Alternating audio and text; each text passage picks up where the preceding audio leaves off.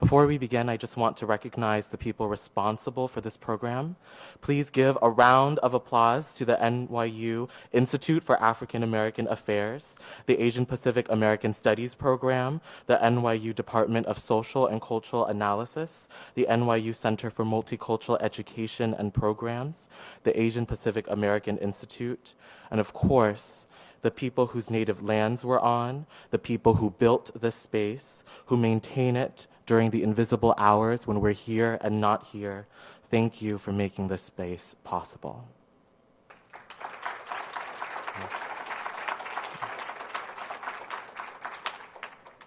Tonight, we invite 3 poets to share their work and speak on the connections between state-sanctioned violence against Black, brown, queer bodies at home and abroad. Ramya Ramana, 19, is a youth activist, writer, poet, and Youth Poet Laureate of New York City. She won the New York Knicks Poetry Slam that awarded her a full scholarship to St. John's University, where she's currently studying philosophy. Ramya has graced many notable stages, including the Apollo Theater, Lincoln Center, Tribeca Film Festival, City Hall, and many more. She has also shared stages with Harry Belafonte, Rosario Dawson, Kay Michelle, Nina Davaluri, and ex-President Bill Clinton. The New York City Youth Poet Laureate program is sponsored by New York City Votes and the award-winning youth development organization Urban Word New York City, where she is a member of their youth leadership board. Ramya gives back to her community through various service projects and plans to pursue a career as a community organizer and activist advocating for human rights and social justice. Born and raised in the Bronx, Crystal Valentine, age 20, has been writing poetry since she was in the 4th grade. She currently is attending NYU, where she studies creative writing and adolescent mental health studies. She's a member of the 2014 Urban Word Slam team, a returning member of the NYU Poetry Slam team, as well as NYU's current Grand Slam champion. She has performed at renowned locations such as the Lincoln Center, New Amsterdam Theater, Apollo Theater, and the Nuyorican Poets Cafe. She has also hosted several open mics nights across New York City and has taught poetry workshops for youth. Even more so, her own poetic talent, Crystal believes in poetry's ability to instill change in those who embrace it. Again, my name is Paul Tran. I'm an Asian American historian, activist, and spoken word poet. I won Best Poet and Pushing the Art Forward at the National College Poetry Slam, as well as awards and fellowships from Kundiman, VONA, the Asian American Literary Arts and Performance Festival, and the Andrew W. Mellon Foundation. We will operate tonight in the tradition of Haitian writer Edwidge Danticat, who calls herself and other immigrant writers and writers of color an accident of literacy. Literacy, as you may know, historically kept marginalized people from writing, rewriting, and making right their own histories, their own stories, for their own purposes. From chattel slavery to United States colonial projects around the world, literacy and language has kept people like us from sitting at the table of power. But as accidents of literacy, as young people dangerously armed with the ability not only to read, but to write, rewrite, and make right our histories, Ramya, Crystal, and I use language to testify against the violence this country engenders against its most vulnerable populations. We stand, as the poet Caroline Froche writes, against forgetting, against explanation, the impulse to relinquish ourselves into the hands of our terrible and seductive oppressors. We write to witness, to see what in the moment of recognition cannot be unseen. And we invite you into this ocular journey with us. So without further ado, please welcome our first poet, Ramya. I'm going to be very honest. I'm really, really nervous right now, and I'm introverted and kind of awkward, so just bear with me.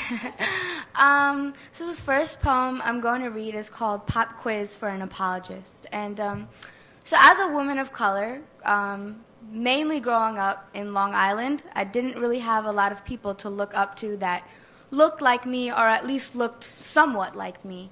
And so, you know, one of the first women of color that I looked up to was my mother. And growing up in like a broken family, it was really hard, and I found myself really bitter at my mother because she was not what I wanted her to be at that time. And for me, I didn't see that as strength, and I felt like I was weak because I saw something else that was weak.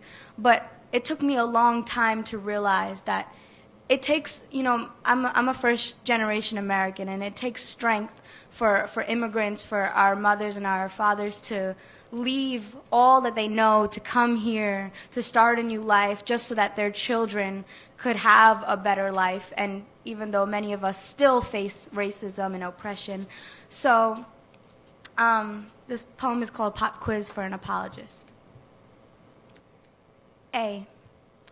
The Sphinx at the refinery made me feel like I am whole, all by myself.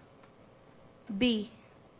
My mom apologizes every time someone asks a question. A. The Sphinx's back broke like seasons, but she was still grisly throughout the year. B. My mom raids her own heart every day by looking in the mirror. B. A. The Sphinx taught me life lessons, like just when you get comfortable with the waves, a tsunami hits. B. My mom taught me that a woman's space is learning how to not take up any. A. I wish the Sphinx was my mother. B. My mother sometimes acts like a child. A. The Sphinx is being taken away by the white man. B. I say sorry in the beginning and end of every conversation. A. The white man is going to talk about her sweetly, as if she went down without a fight. B. My mother is a sweet woman. She looks even prettier after suicide attempts. A. The Sphinx had fists for eyes, looked like a revolution was living inside of her. B. People say I have a sweet face like my mother.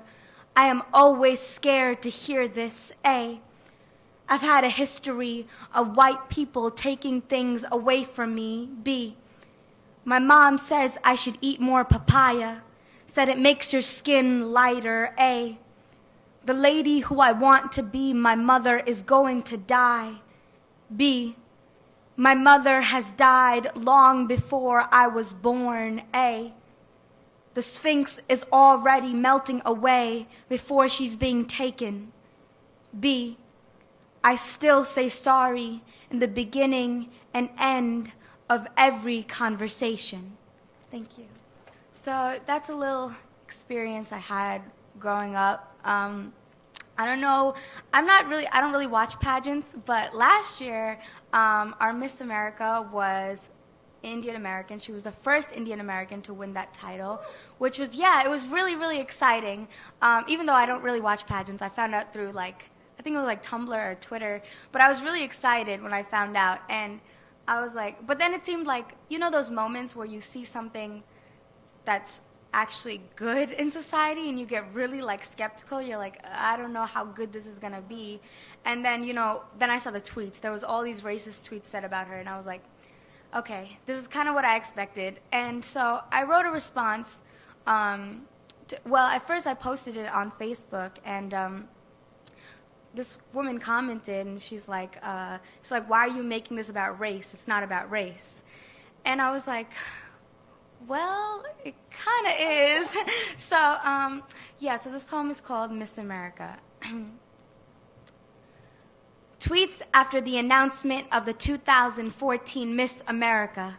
Nina Davaluri. 1. Miss New York is an Indian. With all due respect, this is America. 2. Miss America, you mean Miss 7-11-3. Congratulations, Al-Qaeda. Our Miss America is one of you 4. Miss America, foot-long buffalo chicken on whole wheat, please and thank you. I'm a first-generation Indian American from New York. My family is from South India, and we speak one of the 398 living languages in our country called Telugu. Nina Davaluri is a first-generation Indian American from New York. Her family is from South India, and they speak one of the 398 living languages in their country called Telugu. When this soil is all you know, do not hesitate to make landscape out of chest. When their mouths flail like sneezing guns at the epitome of your bloodline, do not fear the consequence of pulse. Simply stand firm. Staying still is one of the hardest things mankind can do. Use the esophagus of your eyes as weaponry. Talk to them in chatterbox format. Tell them that this soil is yours, that this flag is yours, that this birth certificate is yours. Speak of Gandhi, speak of Nehru, speak of women being held like Jonah in belly of a world that does not speak well of its own body. When your body becomes a half flashback of the Twin Towers being bent like scoliosis, remind them of all the pelvic bones broken because their ancestors want to conquer what did not belong to them. When they say you are a terrorist, Nina, say back, no, we are all the ground you could ever wish to be. Say back, no, this land does not vomit our limbs. It cages them like young child of home. Say back, no, your great-grandfathers raped, killed, and oppressed every race in the world. You are the biggest terrorists I know. People will always try to tell us that we are not American. Smile and show all the red waiting to be sprawled out in our gums.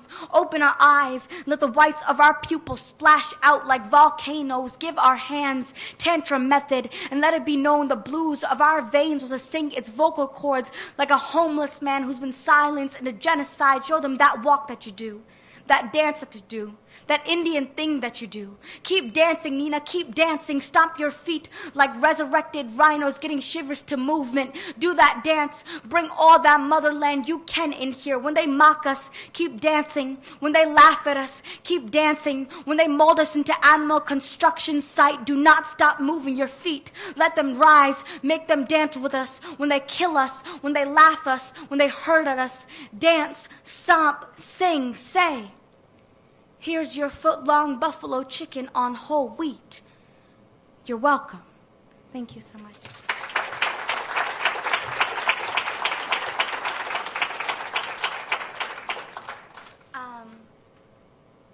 So I recently wrote a book, and it's called Don't Drown Her in the Baptism. And this is one of my poems that I wrote in the book. It's kind of a second draft, so it's still unfinished, even though I published it. I hope you find it okay. It's called You Are Worthy of the War. If I fall, if God makes me a frontline soldier, let the sand swallow my carcass. Let the waves wash away my flesh. Let me become seaweed to the ocean.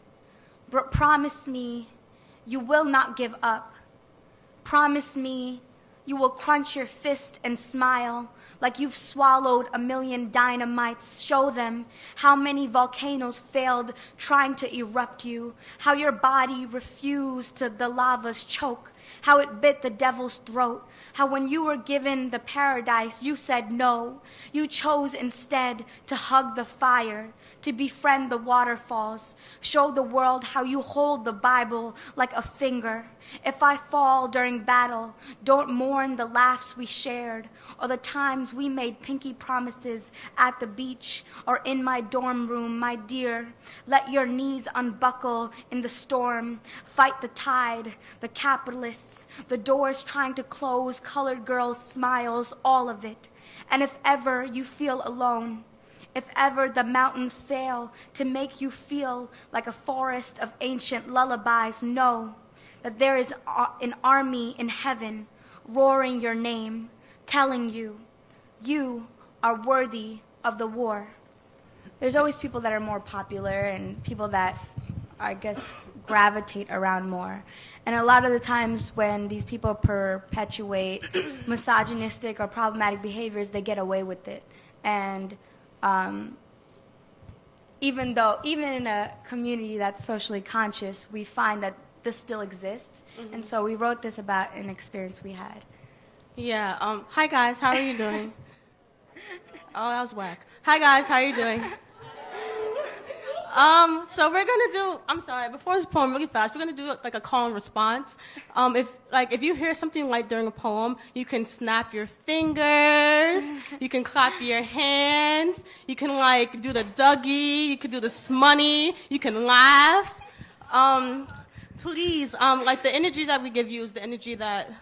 No, excuse me. The energy that you give us is the energy that we give right back at you. And these poems are like so personal. So I just want to make sure that you guys are all here with us. Are you here? Yeah. Thank you. I'm going to step closer to Ramya because I love her. Oh, that's so sweet. Okay. We haven't done this in a while, but experience is real. So, all right.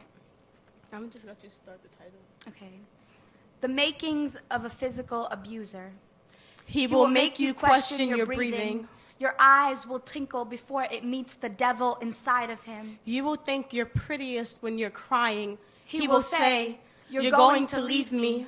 How dare I wish to find a home that offers me food and clothing and a love that isn't synonymous with casket or a manual on how to hate yourself. Say, what's wrong with you? What's wrong with a woman who won't go to your house and offer herself to you like a foolish lamb? What's wrong with a woman who doesn't know her body's nothing more than a sacrifice? Say, you're crazy. Forgot about the psych wards I found home in. Should have known he was smart enough to detect the ashes. To make a scrimmage out of all things that have burned inside of me. Say, I'm afraid I'm going to lose you. As if I'm some trinket that will slip out his back pocket.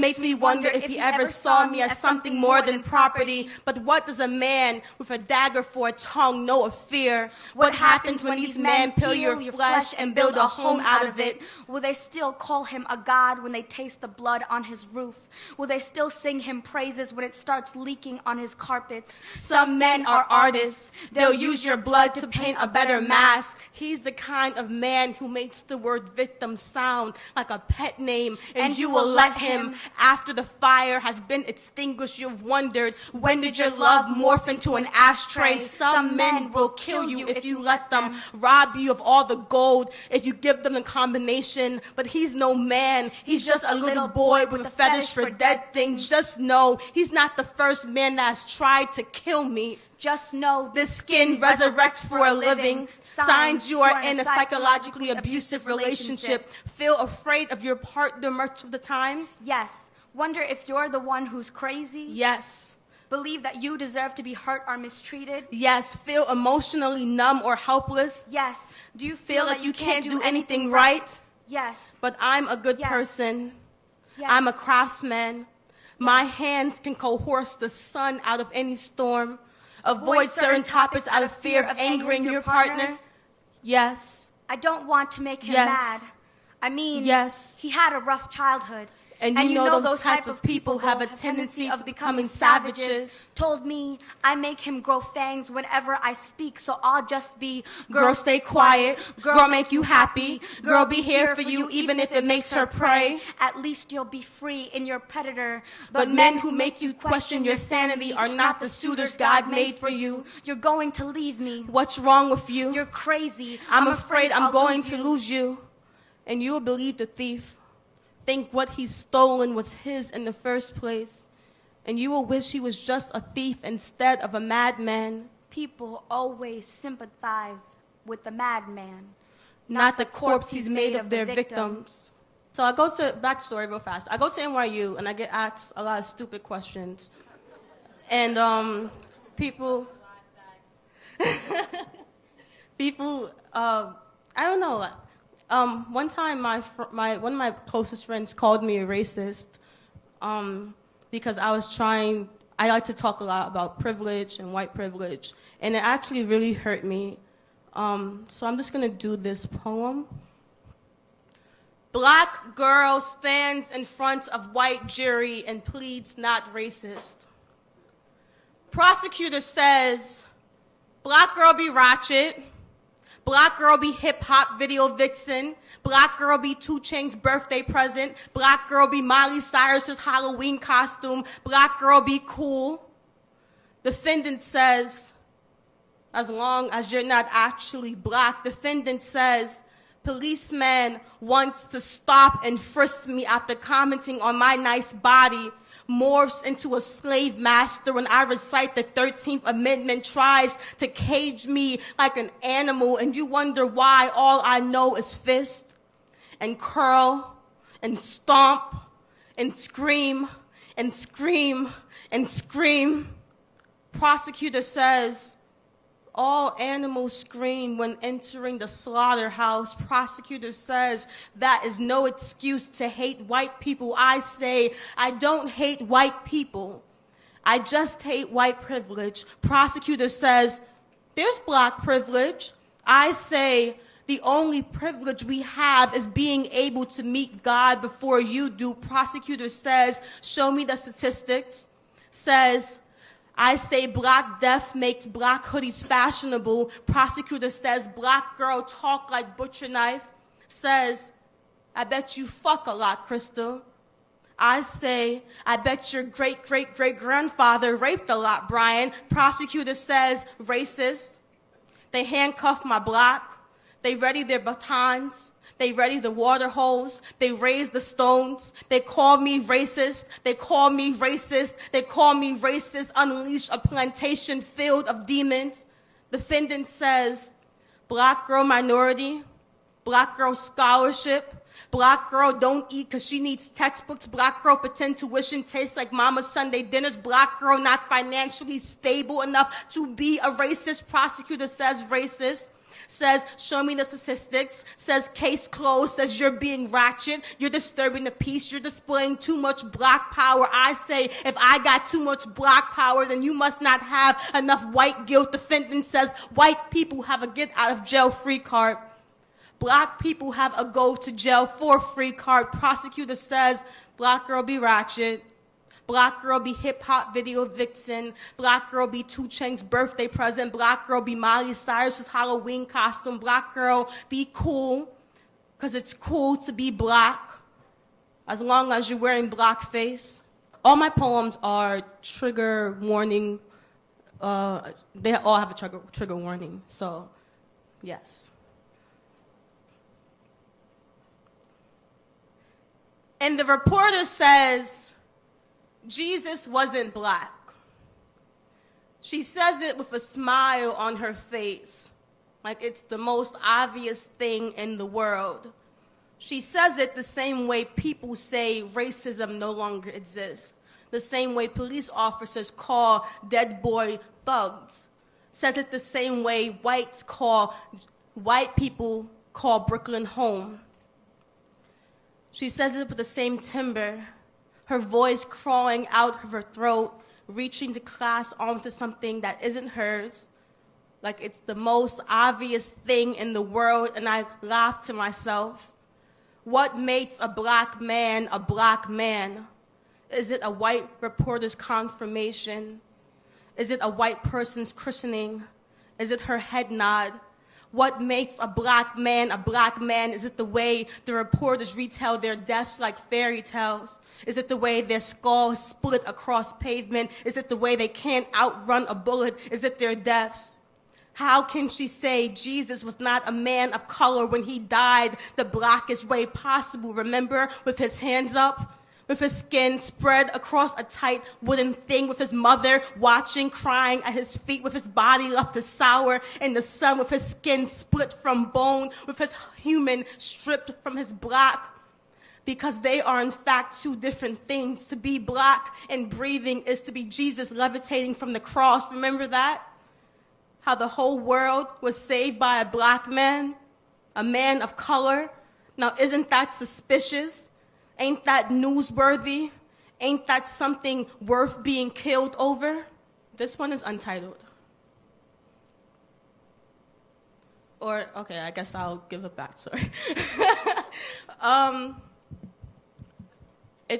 I'm trying to navigate what it means to be a woman of color who is queer. I recently entered a relationship, and it's weird to tell your parents about it and them not being cool with you for a while. So here goes. Part 1. I tell my girlfriend I love her every day, even though I do not know how to be in love, even though I do not know how to accept good treatment. Part 2. Woman, black woman, queer black woman. Part 3. I am black before woman in February. Woman before black on Sundays, never queer on Sundays, queer when getting my pussy sucked, queer before black when I tell my girlfriend I love her, black when I say fuck you. Sometimes I go to sleep a queer woman and wake up in a casket. Sometimes I fall asleep thinking about the Bible and wake up with my queer burning on the other side of the mattress on the good days. I go to sleep a queer black woman. On the bad days, I wake up as nothing. I stuff my queer feminist in my back pocket when I hug my mother. I sew my vagina shut when I enter a room full of men or snakes. Sometimes my black can't tell the difference, but most times my woman can. I am queer before black on Pride Day. I am nothing but an anticipating obituary when I hear about the shooting of a black boy. I am nothing but an anticipating obituary when I hear about a trans woman found in a ditch with a bloody footprint glued to her temple. I am nothing but an anticipating obituary when I hear about a woman's vagina being raped shut. I don't know how to be a black girl. Muzzle mouth. I don't know how to dance. In the corner of the room. Or twerk. So quiet you mistaken me for furniture. They say dance for them. And I I'm still am. As a dead boy's heartbeat. A table on all fours, dragged into the master's house from some jungle, some swamp, a home ocean away without a name but the name the master gives. They say bend over. And I say for what? They say that's your name, bend over. My name has always been a series of commands. I don't know how to be the type of black girl they want me to be. I don't know how to be the punchline to a racial slur.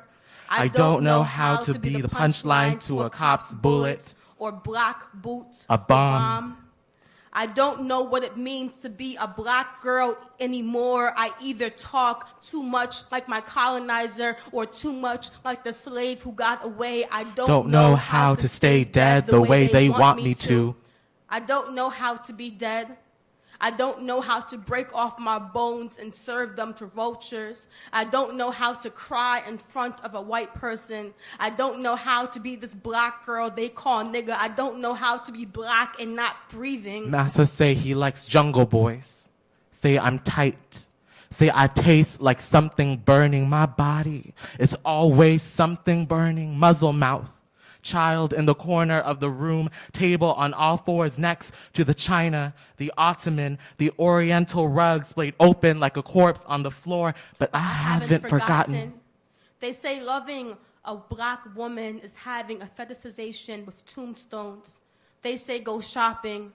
They say pick out a coffin. I say coffins never match my outfit. I say to love me is to take the war into your mouth. Centuries aflame and abandoned, people flinging themselves from cliffs into the sea. But I'm not afraid of death. I'm not afraid of what you've done or will do to me. I won't beg for something that's already mine. Have y'all ever been to a nail salon before? Have folks been to nail salons? All right. So you've met all my aunties, right? You've met all of them? All right. They cool. They send their regards. Hi, honey. Welcome to #1 Beauty Nail Salon. How I help you today? You want the manicure? Pedicure? Yo, oh, that's okay. I cure everything. Only $6 more. You go sit down right there. My name is Kiang, and I do very good for you, okay? The perfect manicure begins like a careful plan. Wash your hands. Remove any dirt. Scrape off the native coats with acetone and rinse thoroughly. Honey, you lie, friend tip for your nail. Friend tip make it look nice, so sexy. All my customer love the white nail. For French tips, clip the keratin armor until your nails are slick. Keep each operation uniform, rank file, top size, push back the enemy cuticles with oil and lotion. The chemical arsenal of a Vietnamese manicure is named Giang, a name that means war. Even oceans away, she carries the war like a name she's bent over, scrubbing your fingers. The cuticle foliage stir in her memories of slaughtered soldiers, dead father, her sister, buried alive. Honey, what color you like? I got red, blue sparkle. I think the red looks so sexy on you. At a base, all 37 of them. Each one another layer of bloodshed and burning. Make sure your brush gets deep down in the nail groove. The hard-to-reach trenches, maximum coverage makes the killing easy. The operation for beauty, a breeze to prevent the slightest chipping. Add a layer of toluene. Ignore all your casualties. The children born without teeth, their bodies mangled by roaches, the bomb still bursting. Clean up any mistakes you make with a manicure pen. A pen is all you need to be #1 to make an ugly truth look beautiful. Beautiful only to those that drives insane, whose careful planning it complicates. It's no coincidence why Vietnamese refugees operate the nail salons in this country. It's called racial capitalism. The beauty industry of America has been taken over by blue sparkle nail polish mafia, offering you the Orient for cheap. For Americans, life in the Orient has always been cheap, but we remember the ones who burned down our homes, who raped our mothers at sea, who dragged us here like dogs. And so when the day comes, and this empire collapses down onto its knees, spooling in a pool of its own blood, we'll be ready to make you all so beautiful. Honey, don't worry. I'll make you drop dead gorgeous. My mom came to the United States from Vietnam in 1989. And she swears by it that she would have came here earlier had she not been captured by communist sympathizers and Thai pirates and trafficked from the South China Sea into Cambodia and Thailand, where she was imprisoned for 9 years. And during those 9 years, she was forced to go to bed with, to make bedding for, to cook for the new communist regime in a country that exiled her. And so can you imagine, right, that psychological warfare of being forced to sleep with the enemy, to provide them their whole lives, right? It's incredibly debilitating. And so to grow up with her meant that I lived in the shadow of that trauma, right? I had to explain everything to myself, why my mom's a little crazy, through that trauma. And I think about then how young Asian American people feel compelled to join the military, right, after their parents have faced that incredible violence. And I think about how in the long history of people of color, right, a lot of our communities have felt that same impulse to join empire, to be active members in service, because there's this belief that being in the service would make them men, or will make them good citizens, right? Would qualify them if they were pulled over by a cop to say, I'm doing something, and therefore you can't do this to me. And still in the end, we get killed anyway. And so this next poem thinks about that through the story of Private Danny Chen, who grew up right here in New York City. And it's a persona poem from the perspective of his father. My son was a smart boy. Got a full ride to Baruch College, but he turned it down to join the military. All his life, Danny wanted to serve his country, to be a real man and do what real men do, but his mom and I told him, boys, don't become men in war, only bloodbaths. So when the phone rang, when the bullet entered his skull, a voice without its body, the sky collapsed, told my wife the last breath, her son was dead. We didn't want to believe it. Our only child's face shot to pieces. Private Danny Chen entered for guard duty at 7 a.m. The only Chinese soldier, he took out a pen. They called him Chink, Gook, Dragon Lady, rolled up his sleeves. Hey, fortune cookie, carved his last words. Let me see you do that ching chong thing with your eyes. Tell my parents, I'm sorry. Danny's mother and I left China in 1987. We came to New York, planted our immigrant dreams on Elizabeth Street. I worked at a Chinese restaurant from blue black morning till blue black night. That's how it is when you can't read, when you don't have an education. 8 men are being charged in connection to Danny's death, all of them white. Sergeant Adam Holcomb pleaded not guilty, says he has a mental illness. It made him racist, made him force my son to run with water in his mouth across 100 meters of gravel, pelted him with rocks, tortured him until his back became ribbons of flesh, a bloodbath. The jury found him not guilty, said Danny was unfit for combat, and Sergeant Holcomb did not have time to babysit. My baby shot himself, and I want to know why. Why are we calling this a homicide when we know who did it? Who forced him to load the gun, press its mouth against his cheek like it was his mother's last kiss? I want you to know, Adam Holcomb hunted my son like a wolf in the desert, and the only water around for miles was the blood cradled in Danny's skull, a convenient cup for him to drink from. I want you to know, my wife and I pray every night since Danny passed. We pray for justice, for peace. We pray God takes him into heaven. God has to take every boy this country kills into heaven, or they might just come back. For you, I think there's a remarkable way that race operates in this country, and it's such a clever invention, and the people who created it are so smart, and they delude themselves under the belief that the rest of us are so stupid and without magic. And yet, the whole function of our lives sometimes is to reclaim that magic, to take back what was always ours, right?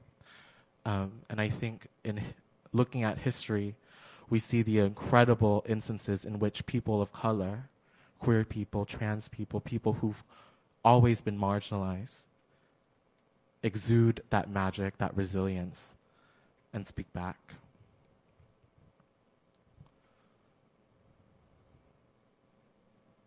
I followed a procession of ants to your gnarled face, purpled bird, warped and without feathers.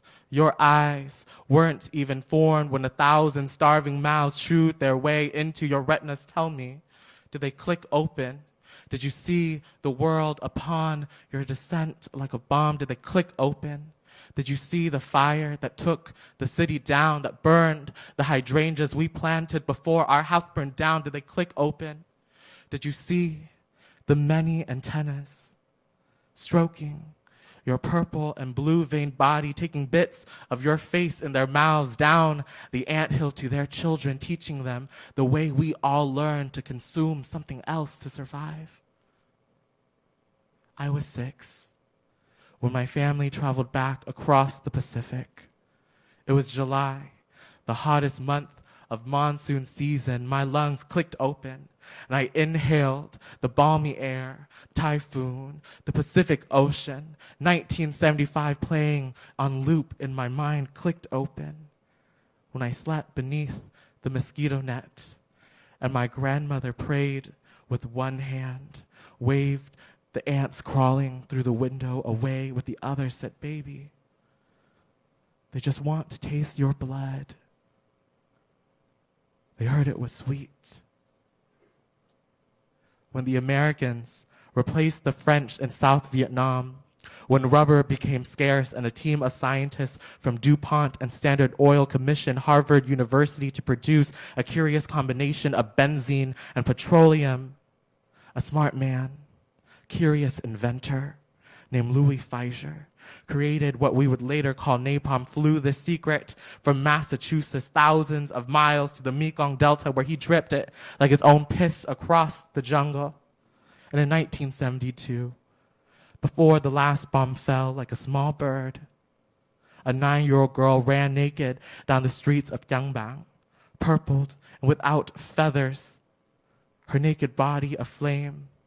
The American photographer sent to photograph the war did not click open his lungs to yell for help, did not click open his mouth to scream for help, did not click open his canister of water to pour what was left across her burning face. Instead, he clicked open the eye of his camera, clicked open the eye of his camera until he won the Pulitzer Prize. And 1,000 starving mouths clamored to the nearest newsstand, eager to take a bit of her face back down their anthill to their children to say, "Look, sweetie,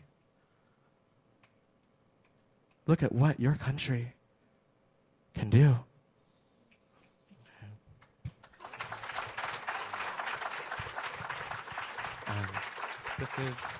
Thank you so much. Last poem.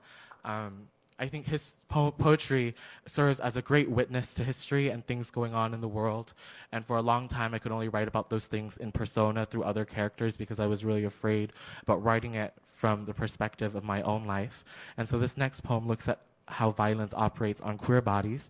And afterwards, we'll welcome back up Ramya and Crystal for a talk back and open the floor for your questions. Fisherman 69 finds me on Grindr, sends me a dick pic, smiley face. I had to turn my phone sideways just to see his entire rod, a fish hook cast out to sea, and I bite. I wasn't afraid, the careful silver pushing through into my gut each time he said, "Beautiful, I want you, ass up and waiting," so I cleaned my teeth. I scaled the yellow out of this skin. I pinned my hair up and still said, "Yes, I'm alone. Yes, come over now. Yes."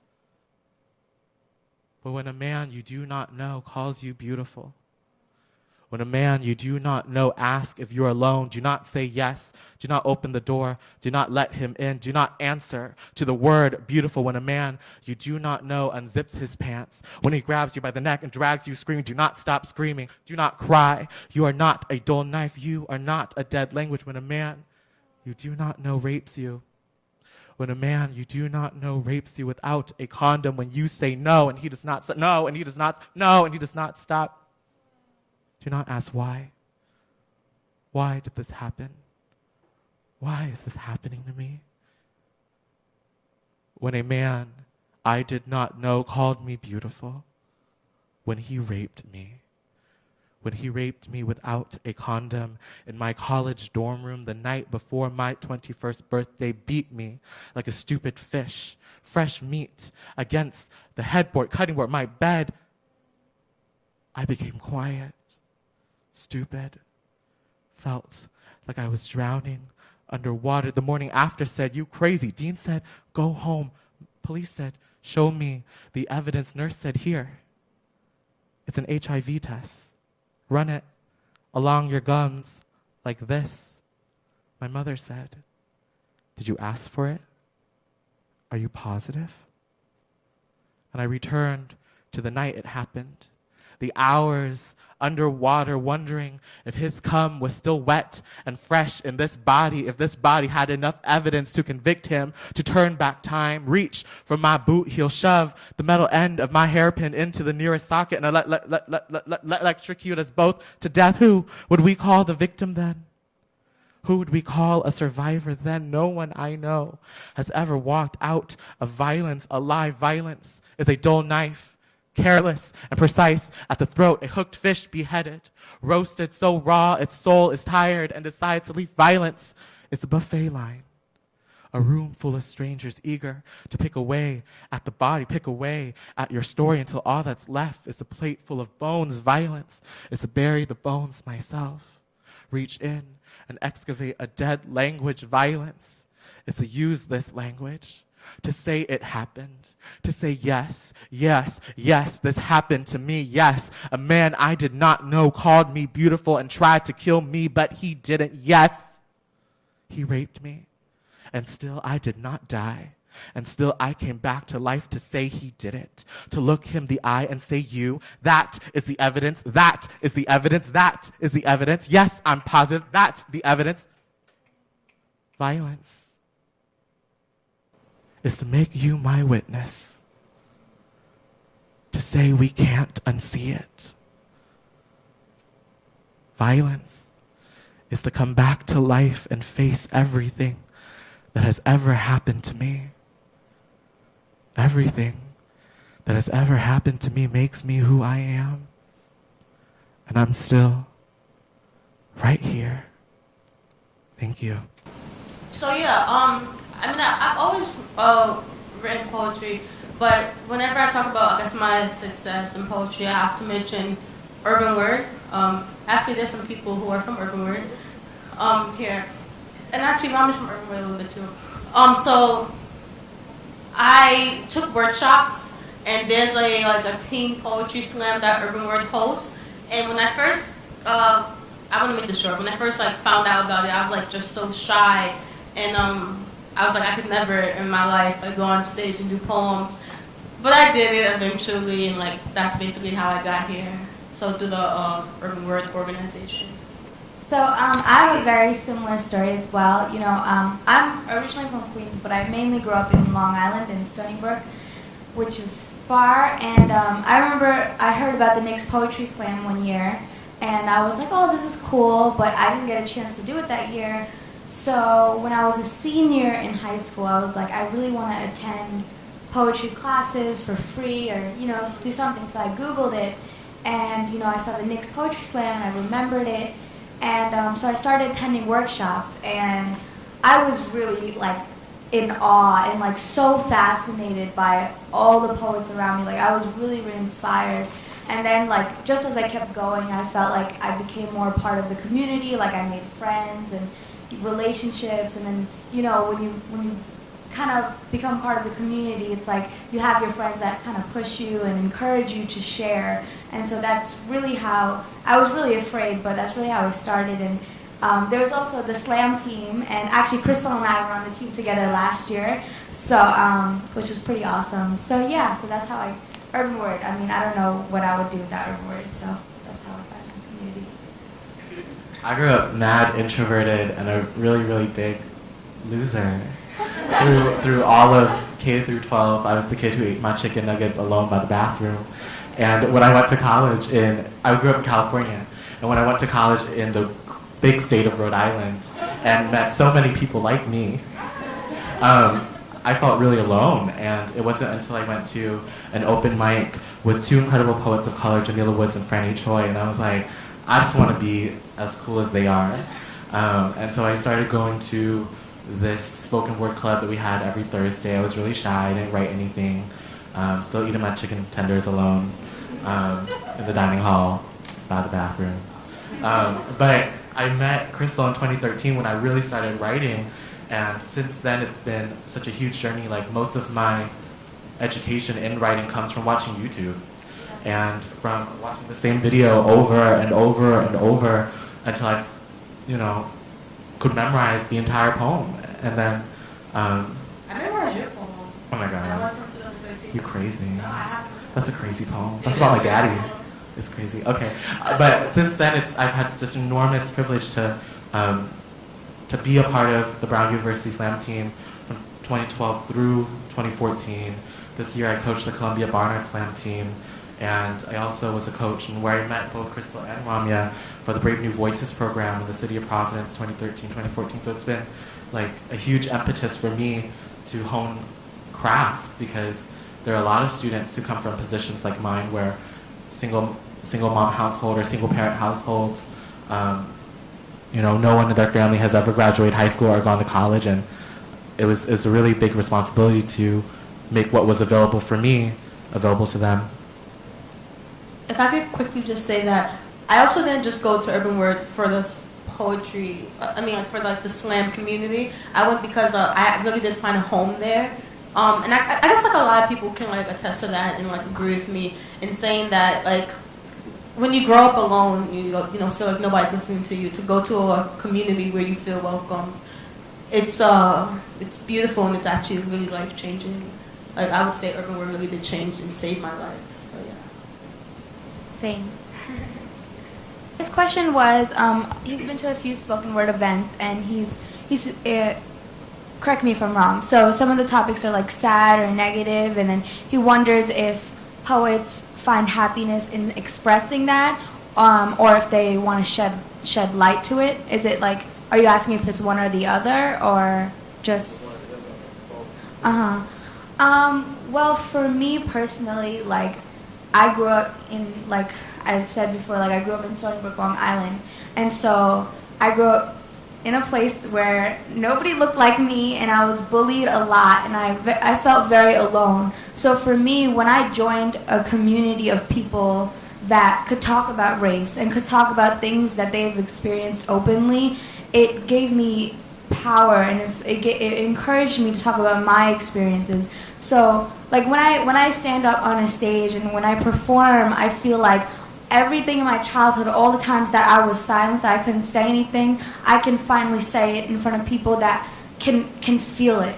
And so so that's pretty much the main reason, because when as much as I have moved on from that stage in my life, when I go back to that area, I still feel silenced, And so for me, like being able to be in a room full of people that want to hear my words is like they want to hear everything I've been through, and it's just kind of this moment where you can be vulnerable. So, yeah. I agree, and I think it's both, and quite a number of other things too. One of my poetry sisters, Kathy Lynche, says this thing called the poet's imaginary imperative, right? Like, what are we obsessed with? What are we focused on in our work? And sometimes, for some groups of writers, there are things that de facto, right, because of how this world works, all the shitty things that we face, that is where our mind goes to, And sometimes we write out of hurt in order to heal. But I don't think it is fair, and I think, again, this goes back to the way race works, right? For writers of color or writers of specific communities to only find the realm of hurt the inspiration for our writing, right? Because we live lives of multitudes. And can't we write about joy, right? Can't we also write about love, self-fulfillment, actualization? We can write about all those things. But in this world out there, where there are things they will and will not let us say, sometimes we have to say these things first, right?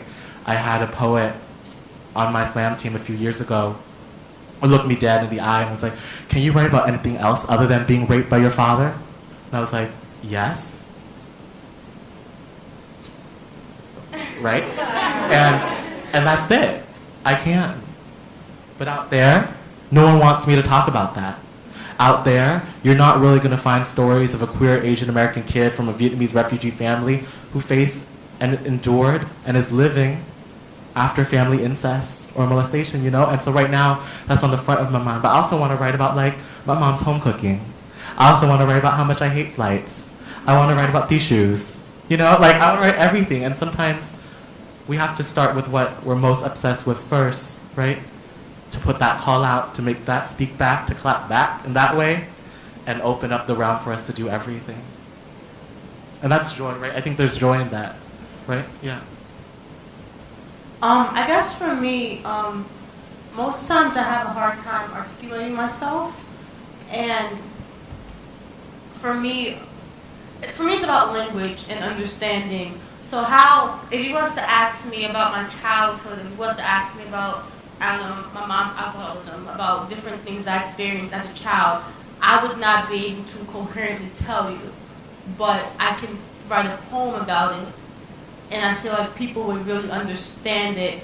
So I think that the biggest problem with the world is understanding each other.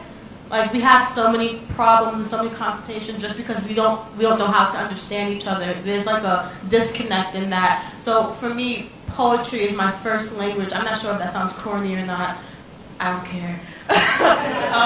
Like, it's like the language I speak. It's the language I tell my story. And yeah, like, how do I talk about the pain really that I've experienced? And how do I get it out there for people to hear, and like to also know that they're not the only ones experiencing that. And it feels good to, like, there is joy to know that, wow, people are actually listening to my pain, because I don't know, like, I feel like people didn't even listen to me until I started doing poetry, and I feel like that's in itself is empowering and very joyful. Like, whatever poem I'm doing, I guess I'll give it like some backstory, and I'll also. Sorry, 1 minute. I guess I'll be like, this is what the poem is about. This is why I wrote the poem. I'll do the poem, and then I'll just ask them, like, how do you feel? Do you like? Because I don't want to be like, oh, do you understand it? Because, like, for me that can sound very like condescending, like, oh, do you get my work? Like, I'm pretty sure that they are capable of understanding it. So, for me, it's all about dialogue. Just plain asking, and like, oh, you don't understand this part? Well, I could break it down. You know, this metaphor is X. This means this. So, just talking to them, really. I also agree. I'm thinking about your question on different levels. And so I'm going to take some roundabout way. The first level I'm thinking about it is through Toni Morrison. She has a book, Playing in the Dark, where she talks about not writing for the dominant gaze, not writing for white people. And I don't think any of my poems, when I go back and I edit and I revise, when I think about it very deliberately, none of it is for the dominant gaze. And I'm not writing my poems to explain something to someone who does not come from my community, as much as I'm trying to testify, like, hey, do you see this too? Or, hey, this happened to me. And really, when I say people in my poems, when it's unmarked like that, I'm really saying people of color. And I have to mark, say, the dominant communities, straight, white, cisgender, etc. Because I think oftentimes in literature they go unmarked. And so in my writing, I'm not trying to write for the most privileged members of our society, because my art is not for them, even though they are part of the audience that I think has to listen to it. I try to write as plain as possible, because I grew up with no one in my family having a high school education or even going to college. And so a lot of the words, you know, even Toni Morrison, right, was not available to me. And I try deliberately to write as plainly as possible, to write as specifically as possible, to hold up doors for people to enter. And sometimes they don't enter right away, but halfway through the poem they enter. And sometimes they enter emotionally, right? How do you feel? And I also think about another level of not underestimating audience. I think emotional, right? That irrational, unknown knowledge through feeling does allow people to enter the poem.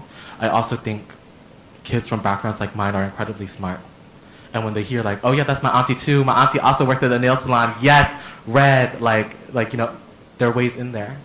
But also, like you said, as an educator, right, I have to take responsibility for when my work is exclusionary to some people, right? And I have to do the additional work, because specifically if they are the communities that I'm trying to write towards and do justice work towards, I have to open myself up that way.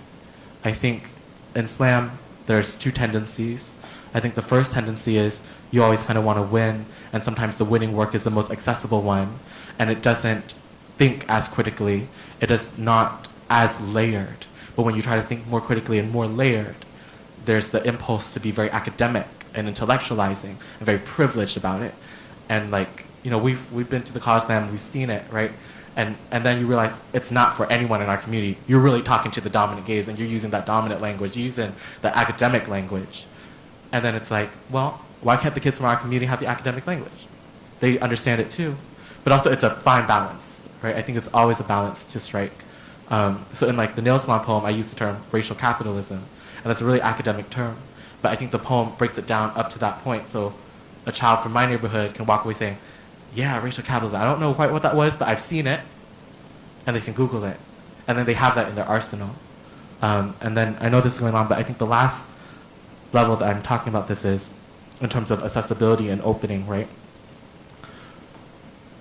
I think there's always the task of poets, especially spoken word poets, to make our work matter to others, right? Either by making it relatable or accessible. And I think I cannot write about the communities I come from without like collaborating with them on the poems. So for example, the nail salon poem came out of a lot of conversations with all my aunties, right? And saying like, is this accurate, right? It's like, it's always a collaborative process for me. And sometimes it actually comes from working with students and like all the conversations that we're talking about. So I think that's a different like artistic way that a lot of people sometimes don't use because they're writing from the top down, or they're writing like looking at a community that they sometimes don't even belong to. So first I have to agree with both of you guys. It's funny because Crystal and I were talking something similar about this right before we came here.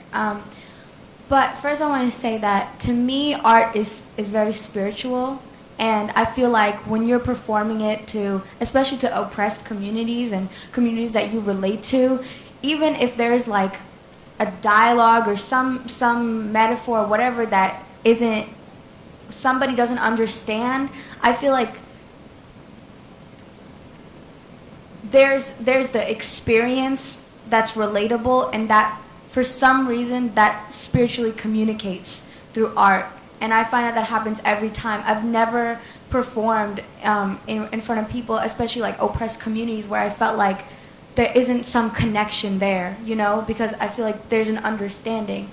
But I will say that when I've performed in an audience where it's the more privileged of society, I've constantly felt like I've had to take out, there have been times where I've been told to take out lines because it's too radical, or it's going to make them uncomfortable. And I've also, like, Crystal and I were talking about this, that sometimes like when you're performing in an audience where it's mostly the privilege of society, it's like they fetishize you. Like they're like, oh, like that was great work. And it's like, but this is my life, you know, like this is what I experience on a day-to-day basis.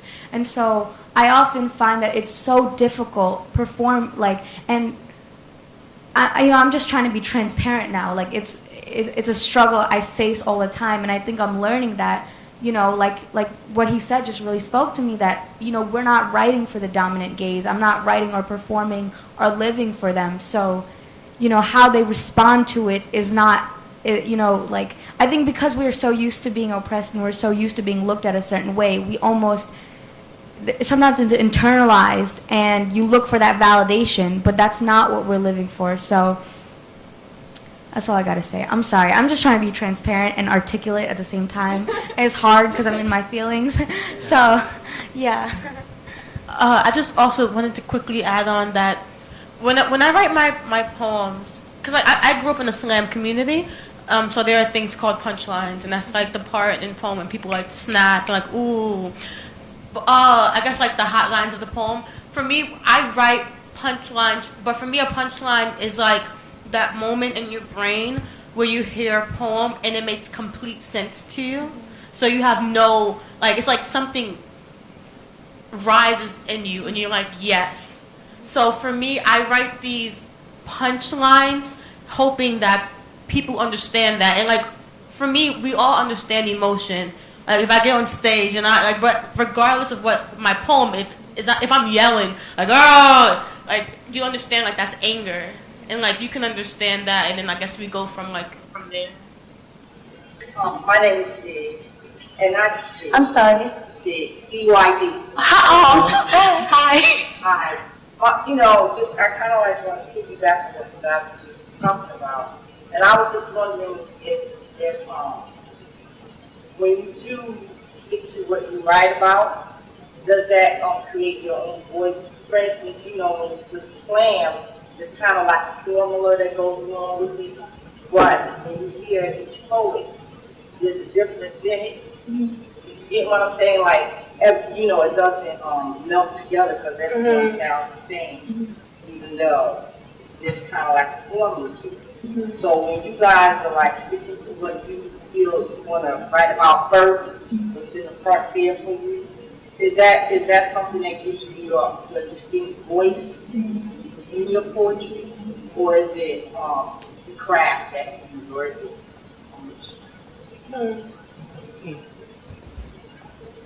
I would say our experience contributes to our voice. So whatever's in our heart, and if we speak of it, it translates from our soul to outside. And I do agree that everybody's story is different. So you find that there's a different authenticity about each person. So I'm sorry, I'm not very good at articulating, but Don't apologize. Stop. yeah, no, but I agree that like the experience does contribute to the story, but no matter what it is written about, I think that if you bring your transparency to it, it will show, Actually, this is funny because when you say like a formula for like slam poetry, like that's so understandable. I was talking to my teammate. I have a teammate. I have a lot of teammates. This is my teammate for the NYC Slam team that the competition that just passed, and That y'all won. Let's do it. I mean, Yeah. I mean, honestly, it's really not like important to like this conversation. But and I remember like having a conversation. Correct me if I'm wrong. About like, oh, I want to write this poem because like everyone's gonna write this type of poem. Like I guess like if we're gonna let's do topics. So like, and like this is like so vulgar. So like the rape poem and like the black poem and like the therapy poem and like you can play to that formula, but what makes it different is your own truth. Like unfortunately, like we have many people who have experienced similar situations, but they experience it differently because of who they are as people and how they deal with it. So, am I answering your question? Okay, we're here. Okay. So for me, I think what makes the poems different and what makes is just our experience and to be as honest and as transparent as possible. Yes, and I might have something to add on later, but go ahead. I think so too. I agree with everything that's been said. When I first started, I had a lot of trouble writing about myself and my own life, and a lot of my poems dealt with my life through other people. So for example, the experience of being a child survivor. I didn't write from the I wrote from the perspective of my father who raped me, and the poem begins with him as an ice cream truck man and goes from that moment all the way back through his service in the war, how he was exiled out of his country, how he came here, did this terrible thing, was then left, me and my mother, and then kind of like, dug through our trash to see what I was eating, drove around the same neighborhood, wondering if he might find me. That whole journey, right, was for me to understand what compels a person like that to do something like that to a child. And it's all in his voice, all in his character, and a lot of my poems are character poems. And so you have the ice cream salesman, you have the nail manicurist, you had a father talking about the death of his child, who's a restaurant worker, and they all sound a little different because all of these are different people. and they have different affects, different behaviors. And I try to step as ethically and responsibly as possible into those shoes, and it's allowed for the poems to sound and be different and allow for different risks to be taken. I think in terms of formula, and again, this kind of relates back to the question that was asked just right before yours. There are models of things that work successfully, and they become part of a canon, even in a marginalized art form like slam or spoken word, marginalized as in for marginalized communities, right? There are canon, and sometimes people play into the canon because it's reliable, and you can win. But then it shuts down creativity, and it shuts down thinking, and again, the poems become less complex, less thoughtful, even though it's very thoughtful, someone's very thoughtful reflection on their life, right? But their thinking about a situation or about their own life has already been like put in a box, right? Already put in a barrier because of how like someone else has thought about it, and they're not able to think beyond it. And I think a lot of great poems in slam are poems that do something different and are dangerous and daring and think outside those boxes, and take the risk of other people not getting it because it's so fresh or new or different. And a lot of it is like aesthetics, because as a queer person, as a genderqueer person, as an Asian American person, like all my life experience and all my humors is different, and I want those things to find their way into my writing and into my poems. And so I have to use a different kind of aesthetic. But it takes a whole journey, I think, to develop that voice. I always come back afterwards. So my thing is that for me the best poems, and I personally don't like using this like term like slam poem, like slam formula, because then it makes, because as a person who does slam poetry, it makes it seem, and I'm not saying that you're calling like anything, you're not saying this, but it makes it seem like it's inauthentic, and then it just like discredits the whole slam community, and I think that can be problematic because there are people, I have to admit, that write to this formula, but for me the best poems are the ones that are honest, and what makes them different is because your honesty and your truth is always different from someone else's truth. Yes. Regardless of like, you could go through the same thing, the same circumstances, but your honesty and your truth is always different, and that's what differentiates the poem and what makes them spectacular and so worthwhile, and why we do this, you know. So, yeah. And I guess that was the last question. So I just want to say how much I admire Paul, Tran, and Ramya, and they're just really great human beings. I always say that there's a difference between being a good poet and being a good person, and they are 100% both. And I've learned so much from them, and I'm getting a little emotional. Yeah, like, I don't know, like, they're really just great people, and I like to talk to them.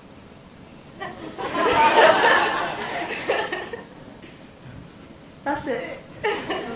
That's it.